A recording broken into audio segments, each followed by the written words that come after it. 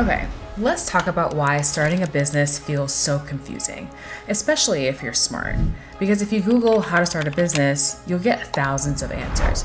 LLCs, logos, social media, pitch decks, hustle culture, but none of that explains why you feel stuck. Most high-achieving women that I talk to aren't lacking ideas. They're overwhelmed by options. So today, I'm walking you through the 4 actual steps that every real business goes through, whether it's becoming a side project, a product, or a company that replaces your salary. No fluff, no fantasy timelines, just the sequence that actually works. I'm Ayana. I've launched products inside Fortune 500 companies and my own brand, and now I help corporate women test business ideas without blowing up their whole life. Now here's the truth most startup advice skips. Businesses don't start with confidence. They start with knowing what you want to do. Direction. Step 1 is not what do I want to build, it's asking what problem am I willing to solve? Not someday and not for everyone, but for a very real person right now. Most people feel stalled here because they keep their idea vague, because vague feels safe, but vague also never sells. This is where we do something most people like to skip, and it's just a simple reality check. In my Smart Start checklist, we do a reality checklist where you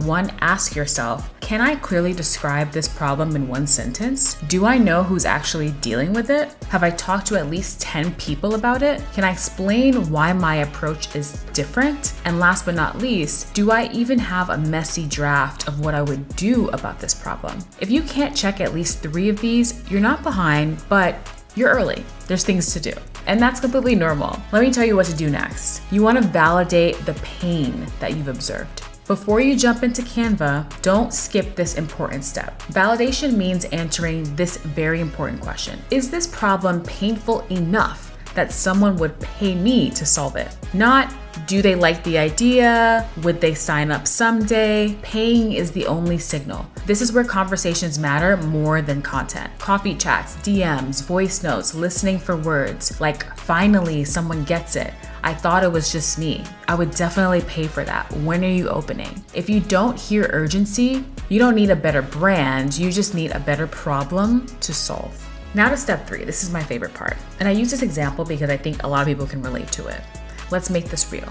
Imagine your customer is a woman returning to work after maternity leave. She opens her closet and thinks, I don't recognize myself. Nothing's fitting. Nothing feels professional. She doesn't want to shop. She doesn't want advice. She wants relief now. So pause and answer these prompts. What would make her say, finally, someone gets it? Maybe it's a done for her capsule of her wardrobe that works for her body. Where is she already searching for her answers? What does she wish existed? What frustrates her about the current options? Maybe it's expensive styling services or generic support. Notice what just happened. We didn't talk about what colors moms really like or what brand to build. We started talking about clarifying the demand. That is this 3rd step.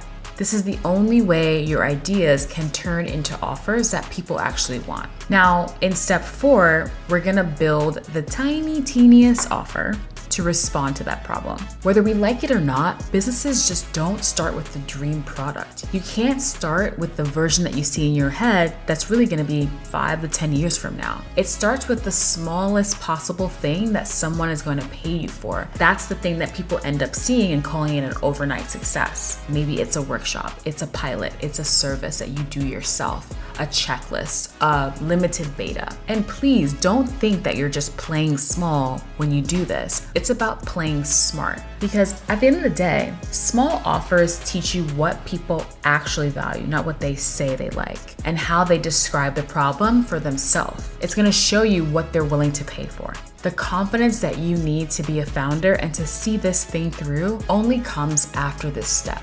It'll serve you to start small and get that first win. Now, here's what I want you to do this week. Write the problem that you think that you can solve in 1 sentence. Talk to 3 real people about it and listen more than you explain. That's it. That's your homework. I know that's hard because you want to tell them all the ideas that you have, but your job right now is to listen. If it feels uncomfortable, That's a good sign. That's what forward motion often feels like. And if you want a guided version of this process, the checklist, the prompts, and the examples that I use with my clients, you can grab the Kitchen Counter CEO playbook below. It's a guided tool that I created to help you see yourself as a founder and the momentum that you'll create by taking a series of small steps. I'll see you on the other side.